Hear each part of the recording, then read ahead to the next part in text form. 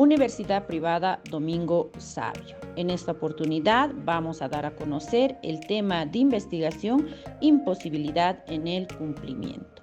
Carrera Derecho, Materia Civil 3, semestre cuarto, turno noche. Docente que regenta la materia, licenciado Rubén Martín Bovarín Conde.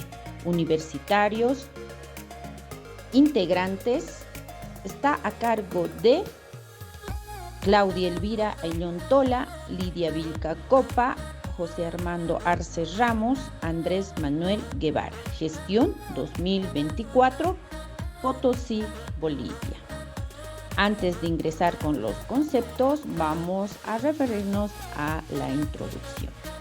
En el derecho civil, la imposibilidad de cumplimiento se erige como un pilar fundamental en el estudio de las obligaciones contractuales. Este concepto aborda situaciones en las que una de las partes se encuentra incapaz de cumplir con sus compromisos debido a eventos inesperados o a circunstancias fuera de su control. En un mundo donde las relaciones contractuales son esenciales para el desarrollo económico y social, entender las implicaciones legales de la imposibilidad de cumplimiento se vuelve crucial. Concepto. La norma nos dice que el deudor cumpla exactamente con la prestación debida, sin embargo, puede ocurrir situaciones excepcionales en mérito a las cuales el deudor queda liberado. No obstante, el incumplimiento con el cual se concreta la violación del derecho del acreedor. La ley solo contempla el comportamiento y no queda más que una alternativa. El deudor no ha cumplido porque no ha podido o bien porque ni ha querido en la imposibilidad de cumplimiento. Se puede decir que el deudor no niega el fundamento de su deber, sino que se refiere a la propia impotencia para cumplir, que además de incidir sobre la prestación deriva como efecto de causa que no es imputable al deudor. Por otro lado, en su artículo 379 del Código Civil nos habla de la imposibilidad definitiva y refiere que la obligación se extingue cuando la prestación se hace imposible definitivamente por una causa no imputable al deudor. También nos refiere la imposibilidad temporal, que dice en caso de imposibilidad temporal el deudor no responde por el retraso en el cumplimiento, mientras ella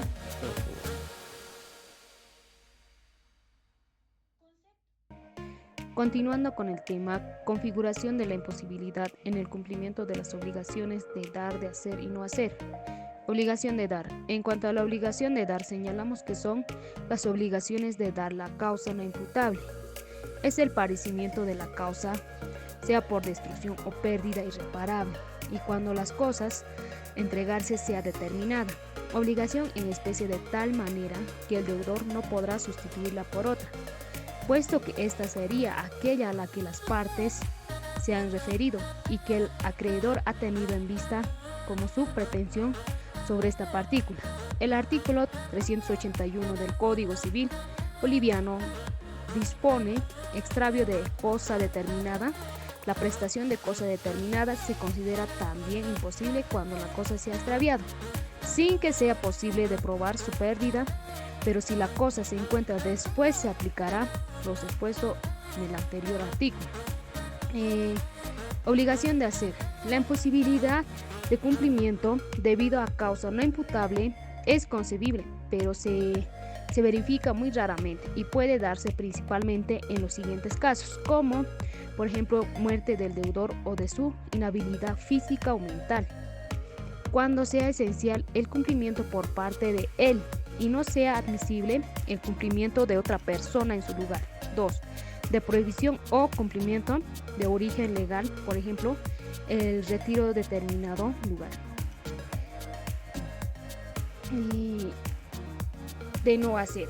Es muy poco frecuente una imposibilidad de cumplimiento y igualmente una dificultad de cumplimiento, puesto que para cumplir basta la abstención de hacer, que es un comportamiento fácil de observar, por lo que antes la hipótesis de que el deudor incumpla por causas no imputables. no tendrá lugar al resarcimiento como ejemplo de la imposibilidad en el cumplimiento de las obligaciones de dar, de hacer y no hacer. Tenemos los siguientes ejemplos. Por ejemplo, prohibición de venta de licor a menores de edad. El caso fortuito y la fuerza mayor como causa exonerante de responsabilidad.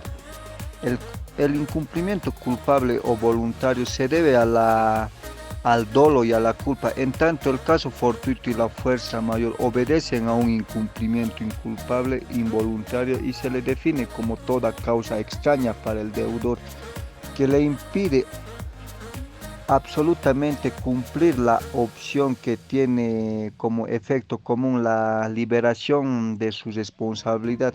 Bueno, el caso fortuito es el suceso inesperado que no se puede prever, es previsto, es irresistible.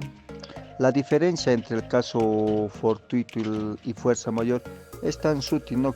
que los códigos, ni la doctrina ordenan en ellas y establecen los mismos efectos para ambos. Y una causa eximente de responsabilidad. El Código Civil y el libro de las obligaciones no dicen nada sobre el caso fortuito y la fuerza mayor.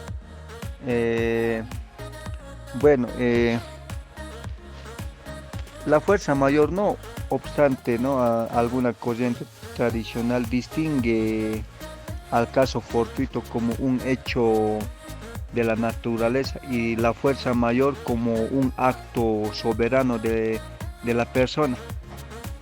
Y tenemos como ejemplos sobre el caso fortuito una riada, un terremoto, un incendio, enfermedades, accidentes, serían, ¿no? Y ejemplos sobre la fuerza mayor serían el hurto sufrido, el estado de guerra,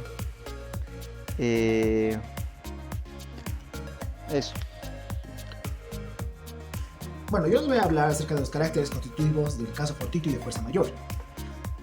En esto tenemos 4 elementos principales, que sería la imprevisibilidad, inevitabilidad, ser ajeno al deudor, imposibilidad sobreveniente.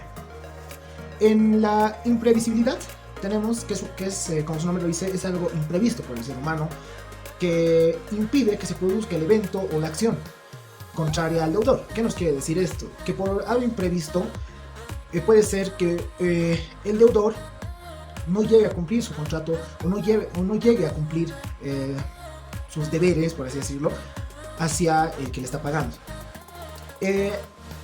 Inevitabilidad. Como su nombre nos dice, es algo inevitable.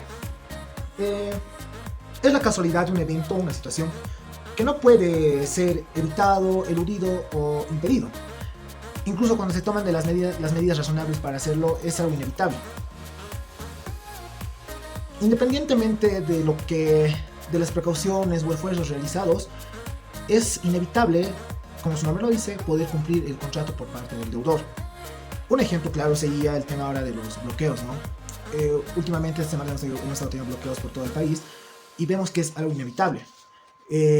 Por parte de que, por más de que algunas empresas hayan tomado sus recaudos, hayan tomado sus precauciones, es algo inevitable encontrarse con los bloqueos, ya que hay bloqueos que están siendo despejados, pero inevitablemente están volviéndose a poner los bloqueos, ¿no? Ese sería un ejemplo. En el otro caso, o en el otro carácter, sería ser ajeno al deudor. ¿Qué nos dice? Que no hay caso fortuito si el hecho que impide el incumplimiento se relaciona con la persona del deudor. De lo contrario, este intentaría excusarse con la realización de sus propios actos. Por hecho ajeno del deudor, debe considerarse el acto que no amenaza de él o que no realiza con entendimiento intencional de la libertad. ¿Qué nos quiere decir esto? Que si la persona, el deudor, realiza un acto, pero que es ajeno, bueno, en sí no el deudor, el prestamista, por así decirlo, realiza un acto que impide que el deudor cancele todas sus deudas, esto le da una intención de libertad, ¿no? Muchas gracias por su atención. Les invitamos a seguir con la clase en próximos videos. Hasta luego.